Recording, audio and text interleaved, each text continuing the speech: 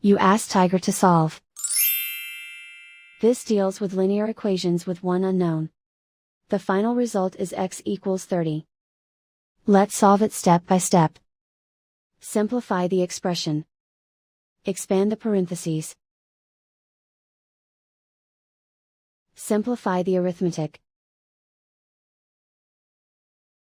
Group all x terms on the left side of the equation. Subtract x from both sides. Group like terms.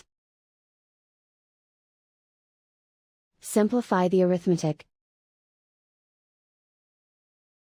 Group like terms.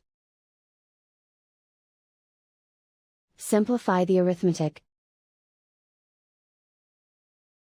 Group all constants on the right side of the equation. Subtract 20 from both sides. Simplify the arithmetic.